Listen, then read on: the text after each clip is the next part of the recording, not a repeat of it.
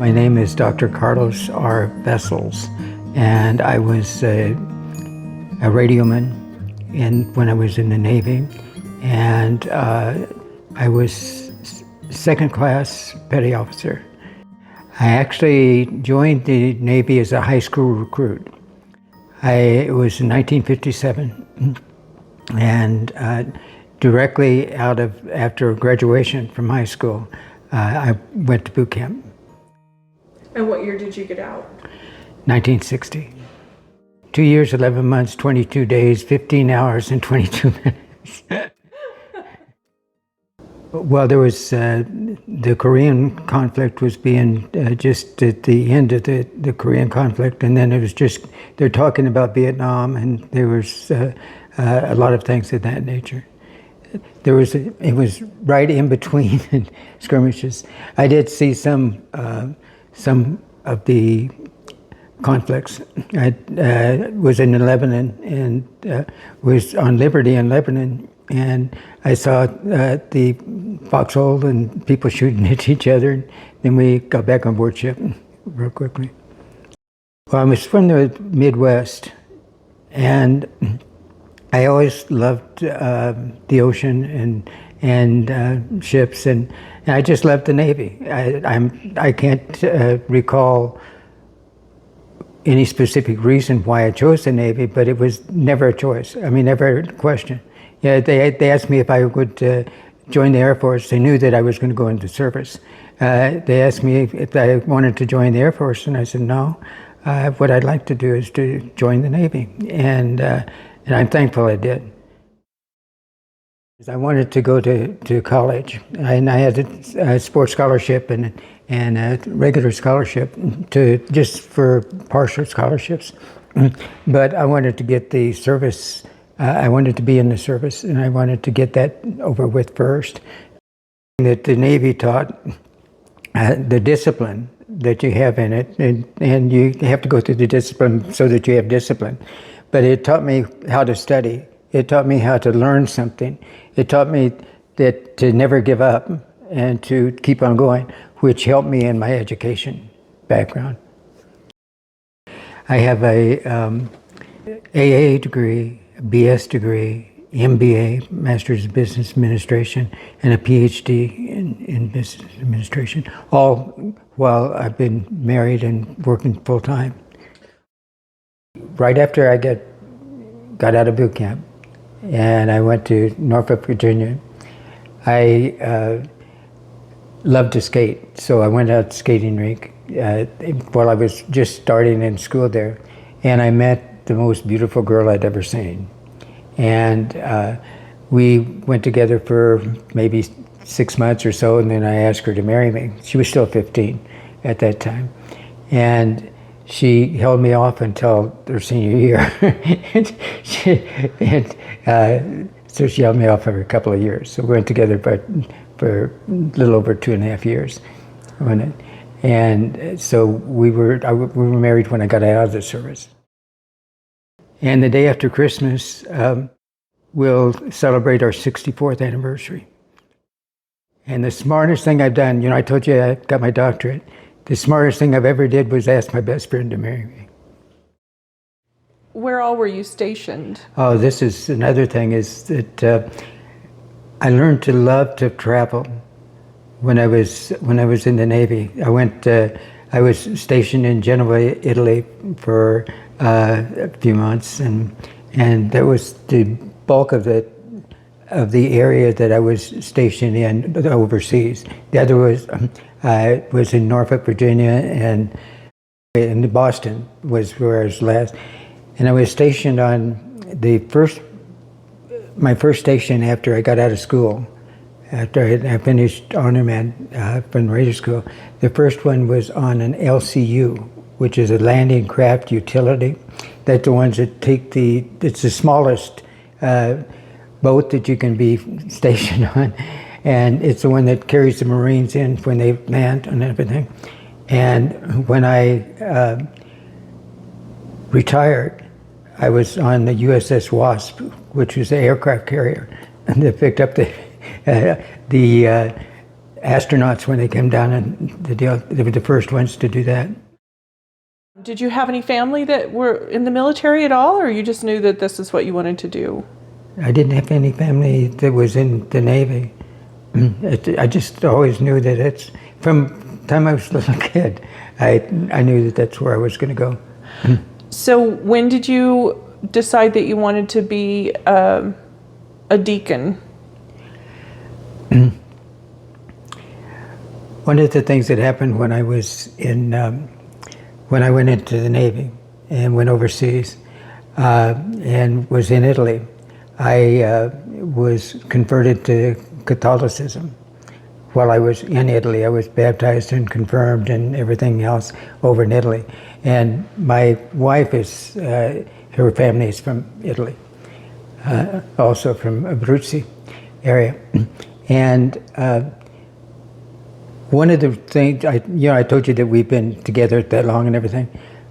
We had all kinds of downfalls that we should never have been able to make it together. We had alcoholism in our family. We had separations and divorces in the family. None of them were involved in the church, that type of thing. And our ages were teenagers. But God has always been the center of our relationship. And so he held us together when we couldn't hold each other. And when I come out to, we were on the board of directors of Worldwide Marriage Encounter in the 70s when it was first getting started, and now it's all over the world.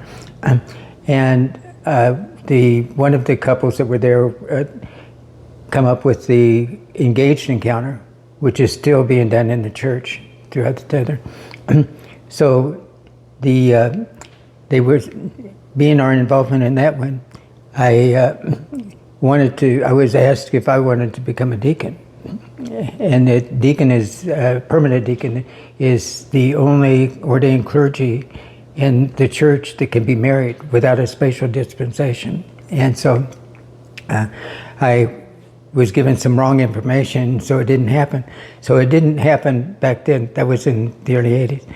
We moved out here in 1994, and I became Chief Financial Officer and Administrative Service Director for the city of Safford. And I was lucky to work for the city manager that was very supportive of my involvement. It was hospice chaplain and for 15 years with the hospital. But did you ever think that you would, when you were in the military, did you ever think that this is where any of this would end up? No. Well, when I went into the service, before I met Carolyn, I was very anti-Catholic. And I come from a background where I was a leader of a gang. And there were 32 of us. And by the time they reached 30, we reached 30. 30 was either dead or in prison. And there was 2 of us that were not. And the reason why we were not is because Jesus touched us when we were, just a part of the gang and took it up. Well, my whole focus was going to be, when we got out of the service, one of the churches was going to send me to college. That was one of the avenues. I had sports too, but one of the avenues. And my whole focus was going to be to rid the earth of the heresy of Catholicism. And so while I was in the service and on board ship, you had a lot of spare time. And I didn't like to be around a bunch of guys all the time. So they had the opportunity to learn, and they had, the studies. So I decided that in order to fight Catholicism, I better learn a little bit more about it. And so I took the lessons so that would help me when I got out of on the mission that I was going to rid the earth of Catholicism. I fell in love with the church. The more I learned about it. God had plans for you, didn't he? Yeah, he has always done that. Even coming out here, I was part of the CPA firm. I was one of the professionals in the CPA firm in Santa Monica. And we got to the point to where the crowds was too much and the kids were on their own and everything. And we knew that we wanted a warm country. And so we circled an area. And they're just, I'm shortening it down because it's a long story. But anyway, so we decided that we wanted Arizona, and we kept coming out here. I was studying for my doctorate at that time. And just at the time where we had set a limit that if we didn't get at that, then we'll just wait and retire out here, you know, when we do that. I was interviewing here for an accounting supervisor job. I had never heard of Safford. We took the Tucson paper, and there was a little ad in the paper, and it says, City of Safford, accounting supervisor, residence preferred. And so I, right on the day that we had set the end, it was on my birthday, I was interviewing here, and they offered me the job with a 10% raise of whatever it was, but I was taking an 80% cut in salary on it. And within 6 months, the acting city manager, who was the administrative services director and chief financial officer, but he was acting city manager, he was chosen as city manager. And he said that when they interviewed me, they would really interview me for that position of the CFO, and so that happened. And so gave us a livable wage. So tell me your timeline. So you were in high school and you had a scholarship. Right. I had a small. It was just for tuition scholarship for both in as an essay that I had written and in wrestling. I took state Wrestling. in wrestling. Okay. Yeah, I took state in wrestling. Do you think that you would have liked serving in the military as a clergyman? Yes, I do. In my background, I wasn't ready for it at the time that was there, but yes, I think. In fact, some of my best friends are chaplains in the service. No, I think it would be a beautiful honor. A lot of people think that the military is for building walls, and in reality, the best things that they build is bridges. You know, and I think that we have to focus on that. You know, to say if the wall has to be built, they'll build it, but their main focus is to build the bridges necessary to unite people rather than to separate them. That's awesome. Yeah. You would encourage someone to join the military? Both of my grandsons did. They were both in the Navy as well. Were you proud of that? Of course. Yeah. Very, very proud of it. Do you think that you inspired them?